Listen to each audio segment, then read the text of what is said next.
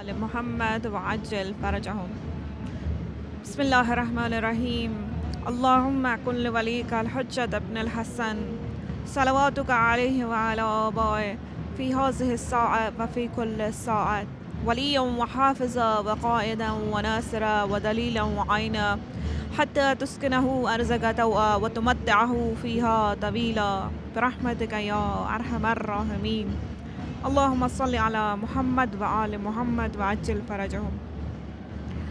سلام عرض کرتی ہوں اور ساتھ میں تسلیت اور تعزیت اس ایام کے حوالے سے آپ تمام ناظرین کی خدمت میں.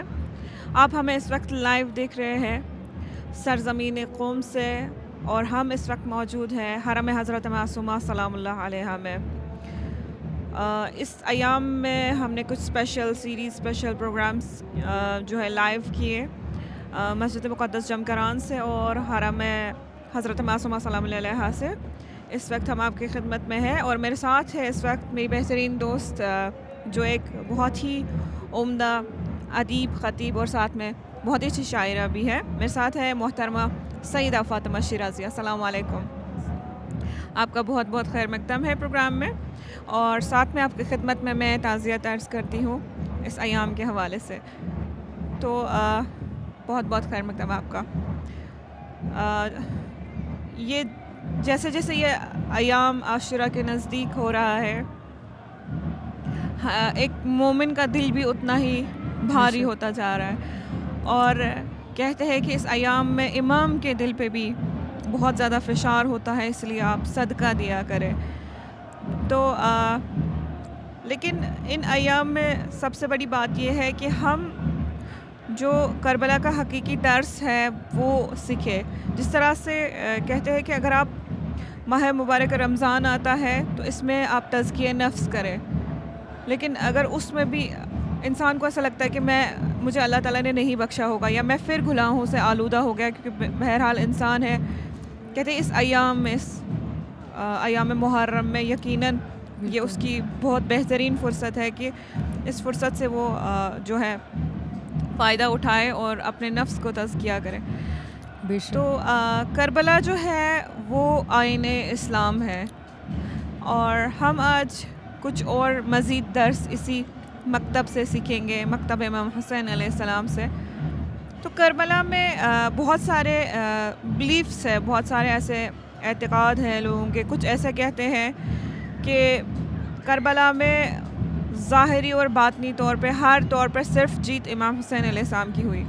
کچھ کہتے ہیں نہیں، ظاہری طور پہ جو ہے امام حسین علیہ السلام کی شکست تھی لیکن باطنی طور پہ ان کی جیت ہوئی. تو بہت سارے ایسے عقائد ہیں لیکن اس پہ چاہوں گی کہ ہم واضح بات کریں کہ اگر ہم یہی مان لیں کہ وہ ایک ظاہری شکست تھی تو کس طرح سے ہم یہ کہہ سکتے کہ امام حسین علیہ السلام نے جو ہے کربلا میں جیت حاصل کر لی. جی بالکل.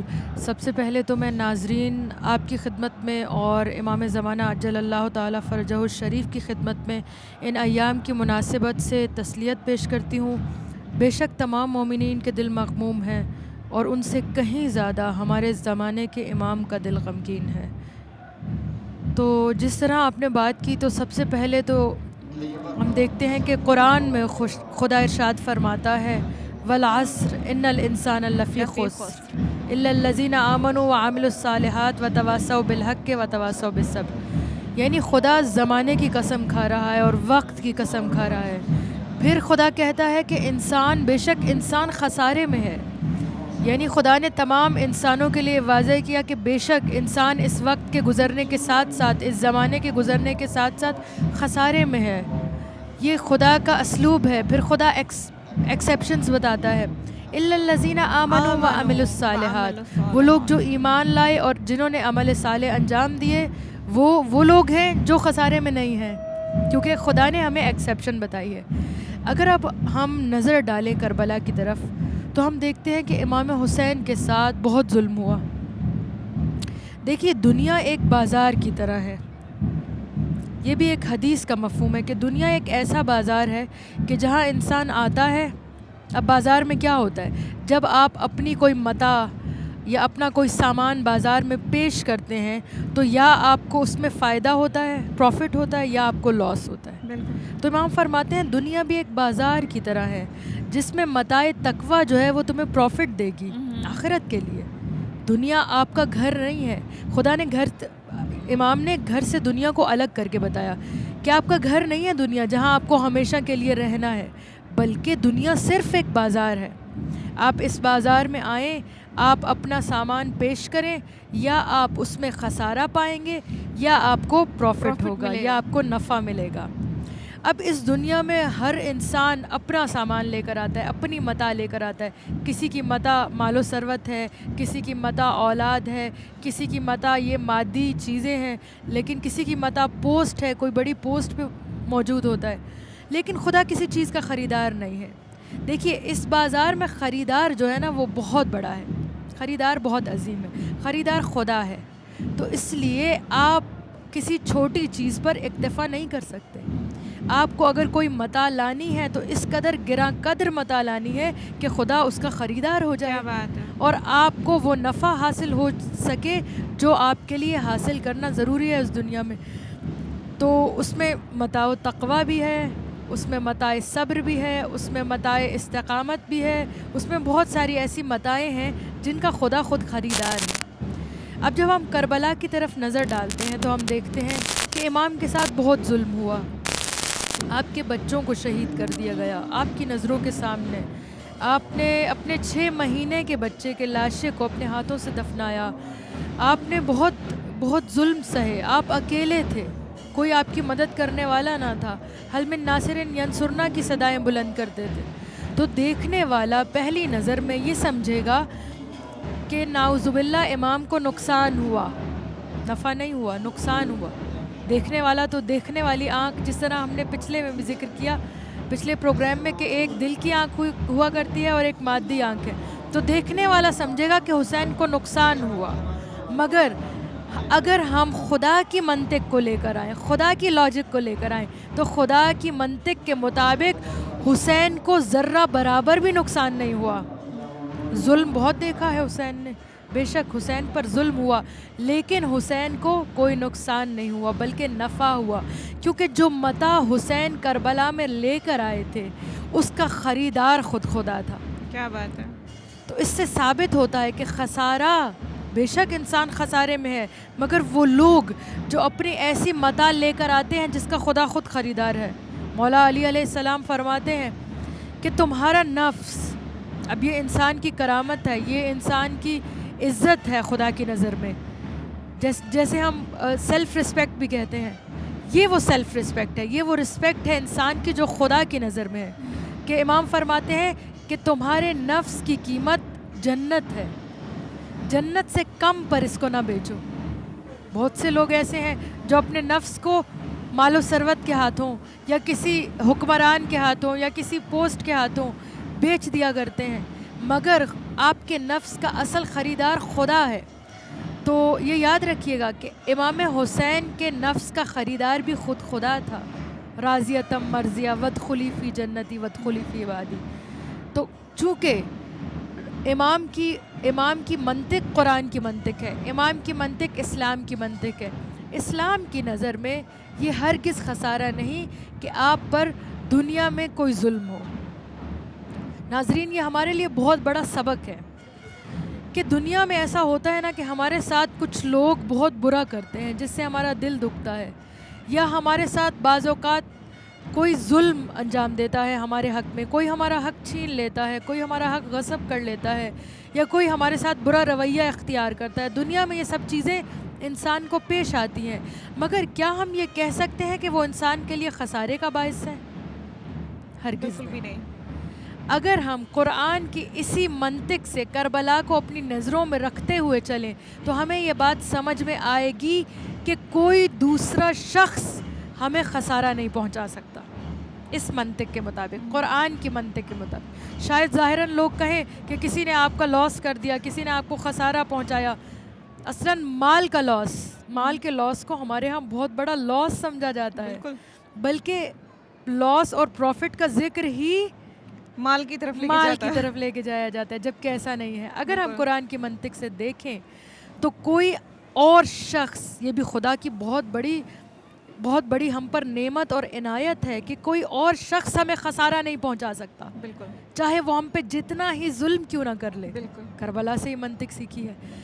ہم خود ہیں جو اپنے آپ کو خسارے میں ڈالتے ہیں. بالکل ایسا ہی ہے. ان الانسان لفی خسر، ظلمت انسان نفسی. ظلم تو نفسی، ہم خود ہیں جو اپنے ساتھ ظلم کرتے ہیں. اور اگر ہم برعکس دیکھیں تو اگر پوری دنیا بھی جمع ہو جائے اور ہمیں نفع پہنچانے کی کوشش کرے مگر ہم خود کو خسارے میں ڈالے ہوئے ہوں تو پوری دنیا بھی، یہاں تک کہ کبھی کبھی ہم نے دیکھا کہ ائمہ کے آس پاس جو لوگ تھے، رسول اللہ کے آس پاس جو لوگ تھے، رسول اللہ موجود تھے، رسول اللہ نے ان کی ہدایت کی بہت کوشش کی، انبیاء نے ہدایت کی بہت کوشش کی، مگر وہ ظلم تو نفسی کا مصداق تھے. انہوں نے خود اپنے نفسوں پر ظلم کیا تھا، پھر بالکل. کیوں کر وہ ہدایت پاتے؟ تو ثابت ہوا کہ امام حسین کی جیت قرآن کی منطق سے امام حسین جیتے ہیں. لیکن میں یہ بھی کہوں گی کہ اگر ظاہری آنکھ سے بھی دیکھا جائے تو آج زمانہ دیکھ رہا ہے کہ یزید کہاں ہے اور حسین کہاں. حسین کہاں؟ یزید کی قبر کہیں کا کھنڈرات کوئی میں نشان تبدیل ہو نہیں چکی ہے. ہے، کھنڈرات میں تبدیل ہو چکی ہے. کوئی اس طرف نگاہ نہیں کرتا، مگر ہم دیکھتے ہیں لیکن کہ ایک طرف حسین کے حسین ہے آس جو کل بھی پاس زندہ باد اس تھا. شاخ کا ایک لشکر موجود ہے. بالکل. حسین کی قبر، آپ سوچیں، حسین کی قبر ایسی قبر ہے ہمارے مولا کی جو کبھی بھی زائرین سے خالی نہیں رہی، فرشتوں سے بھی نہیں. فرشتوں سے، کیونکہ فرشتے ہمیشہ موجود رہتے ہیں. بالکل.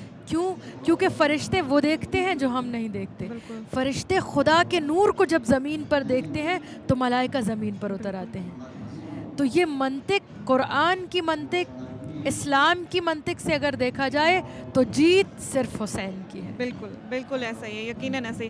اور جس طرح سے آپ نے قرآنی آیات کے ذریعے ہمیں اس کا فرق جو ہے سمجھایا، خسران کیا ہے. یوں تو ہم کہتے ہیں جب ہم پروفٹ اور لاس کی بات کرتے ہیں، کبھی کبھار ہم دیکھتے ہیں ہمارے پاس ایسے لوگ بھی مل جاتے کہ میں نماز نہ پڑھوں تو کوئی بات نہیں، میرے دل میں غم حسین جو ہے، میرے دل میں جو یہ عزاداری کا یہ جو ہے یہ کافی ہے، یہی مجھے اس نجات کا تک پہنچائے گا. لیکن اللہ تعالیٰ نے یہ اس ایمان پر آیت کو ختم نہیں کیا.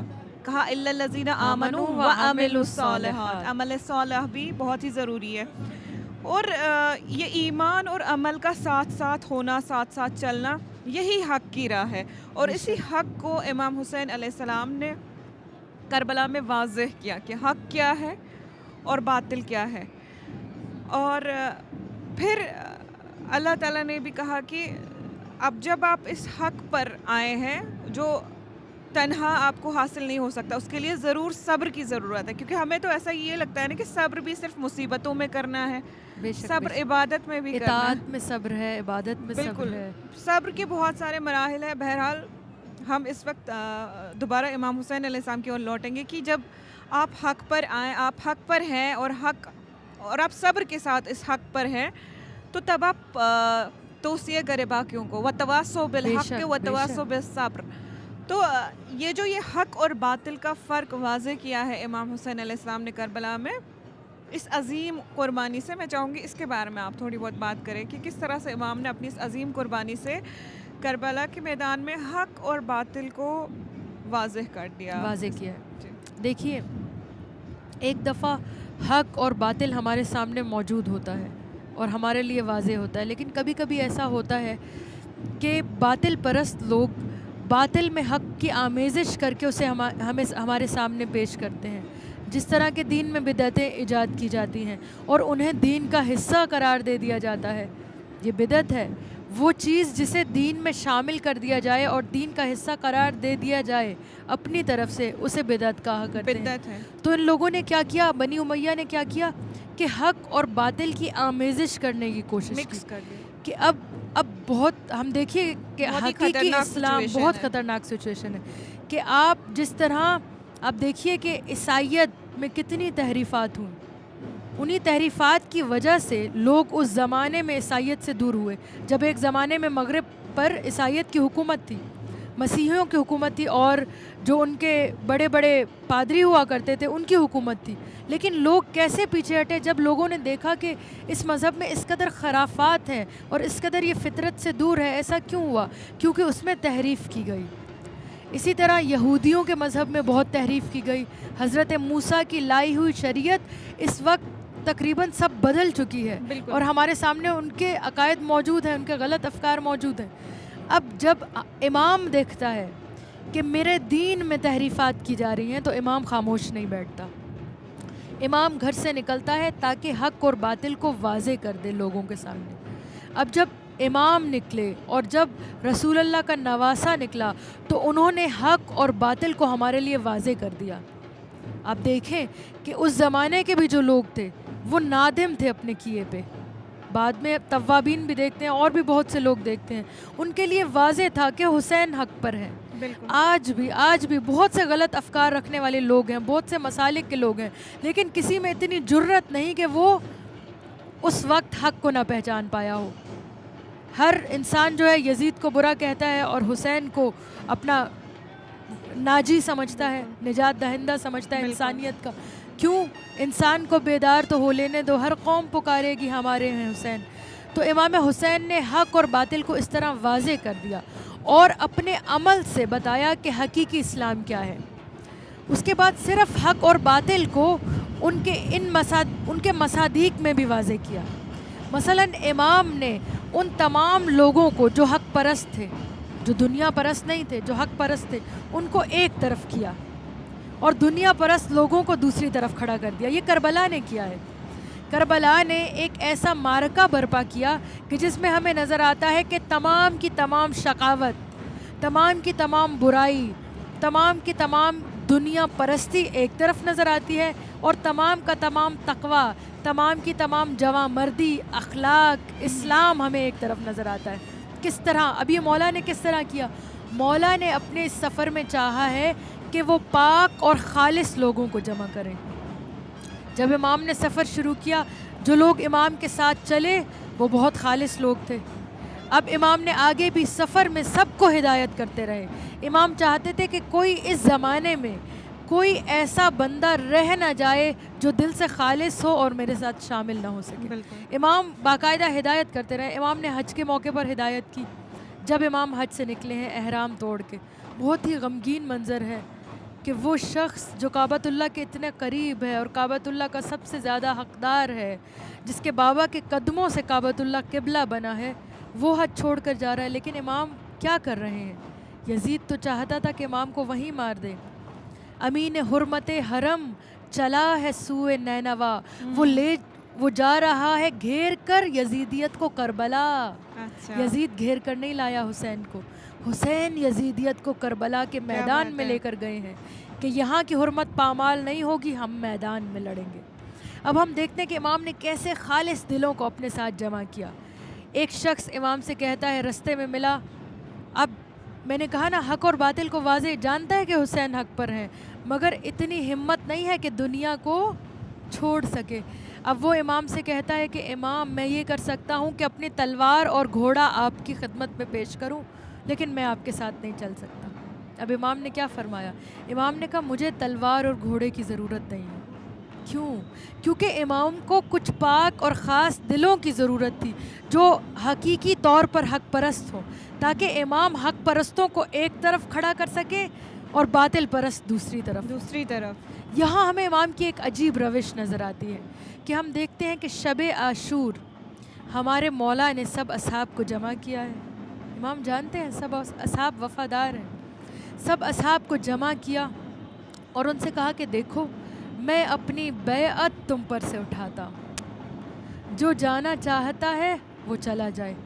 صرف امام نے یہ نہیں کہا بلکہ ان کی ندامت کو ختم کرنے کے لیے کہا کہ پیچھے کے راستے سے نکل جائے یا اہل حرم میں سے کسی کو لے جائے تاکہ وہ نادم نہ رہیں. اور دوسری اس کے طرف بعد دیکھیں گے یہ جو سارے اصحاب یہاں پہ رکے اور ایسے جملے کہہ کے رکے، اب یہ فلٹرڈ ہو گئے. بالکل یہ امام کا طریقہ تھا. بالکل. امام نے کس طرح فلٹر کیا ہے یا بالکل. کس طرح چھانا ہے. بالکل. اچھا، مزے کی بات یہ ہے کہ صرف یہاں نہیں، صرف اپنے اصحاب میں امام نے نہیں چھانا. یہ دو ہمیں امام کی روش نظر آتی بالکل مختلف ہے کہ رات کو اسی شب عاشور کو امام کہتے ہیں میں نے اپنی بیعت اٹھا لی ہے, جس کو جانا ہے وہ چلا جائے, مگر صبح جب امام اکیلے ہیں تو امام پھر کہتے ہیں حل من ناصر ینصرنا. اب انسان حیران ہوتا ہے کہ رات کو تو بیعت اٹھا رہے تھے, اب کہتے ہیں کوئی آئے مدد کے لیے. کیوں؟ کیونکہ امام ایسا فلٹر کرنا چاہتے ہیں کہ دونوں جانب سے فلٹر ہو, نہ یہاں سے کوئی ایسا ہو کہ جس کے دل میں شبہ ہو, نہ وہاں پہ کوئی ایسا ہو کہ جس کے دل میں ذرا سی بھی اہل بیت کی محبت رہ جائے. تو امام نے حق اور باطل کو ایک دوسرے کے سامنے کھڑا کر دیا اور کھڑا کر کے بتایا کہ میں نے کس طرح اپنے خالص حق اور باطل کو میں نے کس طرح سے جدا کیا ہے. بیچ میں امام نے ایک لکیر کھینچ دی کہ یا تو تم حسینی ہو, اور یہ اس وقت کے لیے نہیں, یہ آج بھی ہے, کہ یا تو تم حسینی ہو, اور اگر تم حسینی نہیں ہو تو اس کی معنی ہے کہ تم یزیدی ہو. امام نے حق اور باطل کو واضح کر دیا. آج بھی ہم دیکھتے ہیں جو باطل پرست لوگ ہیں, وہ دنیا پرست لوگ ہیں, وہ باطل پرستوں کے ساتھ کھڑے ہیں, وہ اسرائیل کے ساتھ کھڑے ہیں. آج بھی وہی مارکا ہے, مگر جو ولایت پرست لوگ ہیں انہوں نے ولایت کے محور کو نہیں چھوڑا. اور ہم نے آج بھی دیکھا ہے, آج بھی کس طرح سے لوگ جو یہ محرم کے جلوس نکال رہے ہیں, اور ساتھ میں کس طرح سے فلسطین کے پرچم بھی ان جلوسوں میں ہے, کیونکہ امام حسین علیہ السلام ایک آزاد شخصیت تھے, آزاد انسان تھے, اور اس وقت لوگوں سے بھی یہی خطاب کیا, کہا کہ اگر تمہارا دین بھی نہیں ہے کم سے کم آزاد تو رہو. اس آزادی سے میں ایک اور یہاں پہ بہت خوبصورت چیز جوڑنا چاہوں گی کہ جب امام نے شب عاشورہ کہا ہے نا کہ میں نے تم پہ سے اپنی بیعت اٹھا لی ہے, تو امام چاہتے تھے کہ ان کو دوبارہ ایک انتخاب کا موقع دیا جائے, آزمایا جائے کہ میں ان کو دوبارہ بالکل آزاد کر دوں. اب چلے تو ساتھ, ہو سکتا ہے کوئی مجبوری میں چلا ہو یا کچھ بھی, امام کو تو معلوم تھا, لیکن امام ہمیں دکھانا چاہتے تھے کہ میں ایک دفعہ ان تمام اصحاب کو آزاد کر رہا ہوں, اصلاً اپنی بیعت سے آزاد کر رہا ہوں, کہ آزاد ہو کر دیکھیں کہ یہ دوبارہ کس چیز کا انتخاب کرتے ہیں. کیونکہ یہ دنیا اور یہ آزادی یہ کل کو کہہ سکتی تھی کہ امام نے فورس سے کسی چیز سے ان کچھ اصحاب کو جو ہے اس آزادی کو ہم اگر رسول اللہ کے زمانے میں لے کر جائیں تو ہم دیکھتے ہیں کہ بہت سے لوگ لا اکراہ فی الدین کی تفسیر کرتے ہیں کہ دین میں کوئی جبر نہیں, اور کچھ لوگ کہتے ہیں کہ رسول اللہ نے تو تلوار سے دین پھیلایا, رسول اللہ کی تلوار تھی, جنگ کرتے تھے, جیت جاتے تھے, دین پھیلاتے تھے. لیکن آیت اللہ حائری شیرازی ایک بہت خوبصورت بات کرتے ہیں. آپ کہتے ہیں کہ رسول اللہ کی تلوار جو ہے وہ عامل جبر نہیں تھی بلکہ عامل آزادی تھی.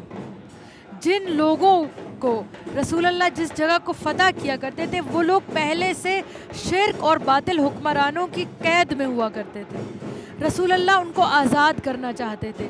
اب آزادی یہاں پہ صرف جسمانی آزادی نہیں ہے, یہاں پہ فکری آزادی ہے, کسی باطل کی بیعت سے آزادی ہے. فکری آزادی کیا ہے؟ آپ دیکھیے ابھی بہت سارے لوگ ایسے ہیں جو ہمارے لیے سوچتے ہیں, ہماری جگہ وہ سوچتے ہیں. بہت سارے لوگ ایسے ہیں, ہمارے ہاں بہت سارے لوگ ایسے ہیں جو بغیر سوچے سمجھے کسی ایک فکر کے پیچھے چلے جا رہے ہیں. کچھ مغربی افکار یعنی ہماری جگہ پر وہ سوچ رہے ہیں, وہ فکر لا رہے ہیں, اور ہم بغیر سوچے سمجھے اور اس کی تحقیق کی اس کو اپنا رہے ہیں. یہ فکری غلامی ہے. انسان جب فکری غلامی سے آزاد ہو, انسان جب کسی باطل پرست کی بیعت کی غلامی سے آزاد ہو, جب اپنی دنیا کی غلامی سے آزاد ہو اور اپنی حرص و حفظ اور اپنی ڈیزائرز کی غلامی سے آزاد ہو, تب وہ صحیح فیصلہ کر پاتا ہے. یہی وجہ ہے کہ رسول نے مکہ میں لوگوں کو آزاد کر دیا تھا کہ آزاد ہو کر اب فیصلہ کرو, اما شاکرم و اما کفورا. بالکل ہم دیکھتے ہیں کہ بارہا جو ہے امام نے الگ الگ طریقوں سے, جس طرح سے یہ روش تھی حق اور باطل کو جدا کرنے کی, بارہا امام نے کئی طریقوں سے اسلام کو ریوائیو کیا, اس کا حقیقی چہرہ سامنے لایا. انفیکٹ جب بارہا اپنے خطبوں میں کہتے ہی ہے کہ اپنی معرفی کراتے ہیں بار بار, اور کہتے ہیں کہ میں اپنے نانا کے دین کو جو ہے اس کو ریوائیو, اس کو زندہ کرنے جو ہے نکلا ہوں. تو کس طرح سے امام حسین نے اسلام کے حقیقی چہرے کو کربلا میں ہمیں دکھایا؟ دیکھیے امام حسین علیہ السلام وقت کے امام تھے, اور ایک امام ہونے کے عنوان سے ایک امام پر یہ فرض ہوتا ہے کہ وہ اپنی امت کو سیدھا راستہ دکھائے. اب جب امام نے دیکھا کہ دین میں بدعتیں شامل کی جا رہی ہیں اور دین میں ایسی چیزیں شامل کی جا رہی ہیں جو دین کا حصہ بالکل نہیں ہے.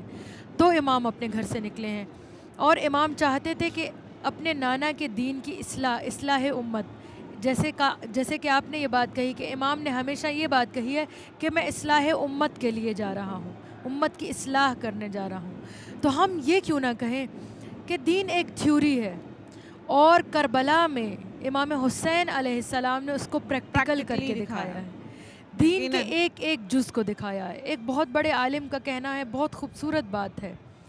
یہ بات جب بھی آپ سنیں تو اس بات پر ضرور بیٹھ کر اکیلے میں غور و فکر کیجیے گا، کیونکہ علماء کہتے ہیں کہ غور و فکر کرنا سب سے بڑی عبادت ہے. یہ قرآن میں موجود ہے کہ تفکر عبادت ہے. آپ خود افلا یتفکرون، آپ خود فکر کریں، ورنہ آپ کی جگہ کوئی اور سوچے گا اور آپ کو اپنی فکر تھما دے گا. تو آپ کے لیے خود سوچنا سمجھنا بہت ضروری ہے. تو فکر کریں، تو آپ اس بات پہ فکر کریں. تو وہ بہت بڑے عالم کہتے ہیں کہ اسلام کے 5 اصول دین ہیں: توحید، عدل، نبوت، امامت، قیامت. یہ 5 اصول دین ہیں. مگر اگر ہم عالم اثبات، ایک عالم ثبوت ہوا کرتا ہے، ایک عالم اثبات. ثبوت وہ ہے وہ عالم جو ہمارے ذہن میں ہے، اور عالم اثبات وہ ہے جو خارج میں ہمارے سامنے موجود ہوا کرتا ہے. تو وہ کہتے ہیں کہ توحید جو ہے نا، جو اصول دین ہے، توحید، عدل، نبوت 5 ہیں، لیکن عالم اثبات میں ایک ہے اور وہ عاشور ہے، وہ امام حسین کی عاشور ہے. کہ امام حسین نے اپنے اس کربلا کے اس سفر سے لے کر مدینے سے چلنے سے لے کر اپنی شہادت تک ان سب چیزوں کو ریوائیو کیا ہے، اصلاح کی ہے. آپ نے پہلے بتایا ہے کہ توحید کیا ہے. ہم دیکھتے ہیں کہ جب امام جنگ کر رہے ہیں اور جنگ میں مصروف ہیں تو امام ایک دفعہ جاتے ہیں اور لشکر پر ایسا وار کرتے ہیں کہ سارا لشکر پیچھے ہٹ جاتا ہے. پھر امام ایک ٹیلے پر، ایک بلندی پر جا کے کہتے ہیں لا حول ولا قوت الا باللہ. یعنی امام کیا کر رہے ہیں؟ امام توحید کو ریوائیو کرنے کی کوشش کر رہے ہیں، اصلاح کر رہے ہیں اس عقیدے کی کہ دیکھو تم لوگ آزاد ہو جاؤ، توحید کو اپنا لو، کہ کوئی قوت نہیں ہے سوائے یہ کہ اللہ کی طرف سے ہو. امام نے توحید، اس کے بعد امام نے عدل کو ریوائیو کیا. امام نے دیکھا کہ ظلم ہو رہا ہے، ظالم حکمران ہمیشہ، باطل حکمران ہمیشہ ظلم کو اپنا شیوا بناتے ہیں.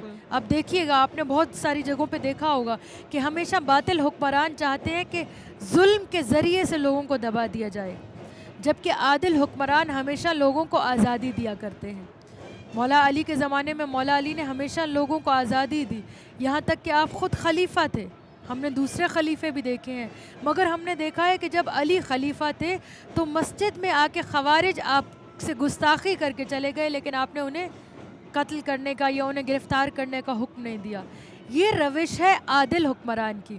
مگر ظالم حکمران ہمیشہ اپنی تخت اور اپنی کرسی بچانے کی خاطر لوگوں پر ظلم کیا کرتا ہے.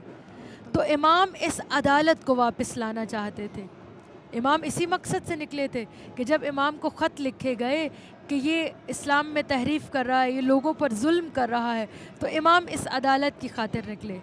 اور امام چونکہ وارث موسیٰ ہیں، وارث عیسیٰ ہیں، وارث ابراہیم ہیں، تو اگر ہم دیکھیں تو تمام انبیاء نے عدالت کے لیے قیام کیا ہے. تاکہ عدالت سے کیا ہوگا؟ عدالت سے انسان آزاد ہو جائے گا.